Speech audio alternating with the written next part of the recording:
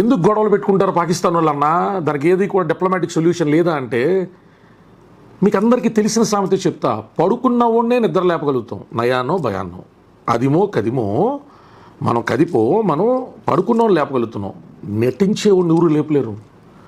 మనం చెవిటి వ్యక్తి ముందుకెళ్ళి శంఖం ఊది నీకు సౌండ్ వినపడిందంటే ఎంత ఎటకారంగా ఉంటుందో, పాకిస్తాన్ నటిస్తూ ఉంటుంది. ఎందుకు నటిస్తూ ఉంటుంది అంటే, పాకిస్తాన్కి మతపరమైనటువంటి విద్వేషాన్ని రెచ్చగొట్టినంతసేపే అక్కడున్న పౌరుల్ని ఏమార్చగలుగుతుంది. చాలా తేలికైన భాష.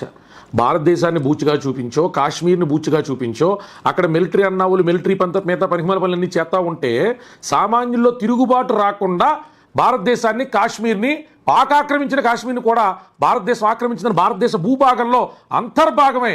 మరి మీకు కావాలన్నారు రిలీజియస్ సెపరేషను, ఇదిగో పాకిస్తాన్ తీసుకోండి అని జన్నా కానించి మహానుభావులు చాలామంది కలిపి చేస్తే, అది కాకుండా మాకు గుడిలో లింగాన్ని కూడా మేమే అన్ని రకాలుగా తస్కరంతాం అనేటువంటి ధోరణిలో ఇచ్చిన దాంతో సరిపెట్టుకోకుండా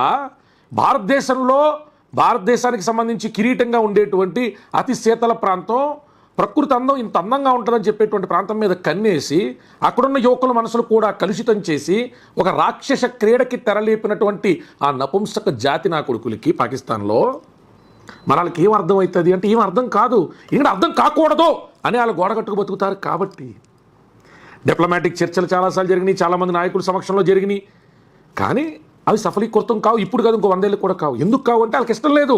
సఫలీకృతం అయిపోయి భారతదేశంతో ప్రాబ్లం సాల్వ్ అయిపోయింది అనుకోండి, తెల్లారి పొద్దు నుంచి గవర్నెన్స్ ఫెయిల్యూర్ ఏంట్రా అని ఒక పాకిస్తాన్ సామాన్యులు అడగడం కూడా నా కొడుకు సమాధానం చెప్పాలి. ఏంట్రా ఈ టెర్రరిస్టులు పెంచి పోషించడం ఏంట్రా, ఈ ప్రాక్సీ వార్లు ఏంట్రా పనికిమాల కొట్లాలని అడుగుకో సమాధానం చెప్పాలి.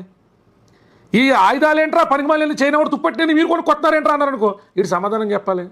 ప్రత్యేకంగా యుద్ధం వచ్చినప్పుడు అడిగితే పంపిస్తామేంట్రా, అంతకుముందు మరి ప్రజల డబ్బులతో కొన్నాను ఏంట్రా అంటే సమాధానం చెప్పాలి. నానాటికి నాసిరకంగా తయారవుతున్న పాకిస్తాన్ పార్లమెంట్ వ్యవస్థ ఏంటంటే అక్కడ ఉన్న పాకిస్తాన్ పౌరుడికి సమాధానం చెప్పాలి. ప్రాబ్లం సాల్వ్ అయిపోతే పనికిమాల ఎలా బతుకుతారు అక్కడ. కాబట్టి పాకిస్తాన్ సమస్య 2 రకాలుగా మాత్రమే పరిష్కారం వద్ది.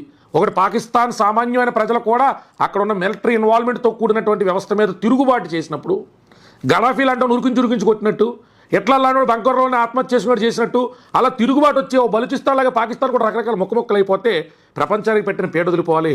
లేదా భారతదేశం లాంటి దేశం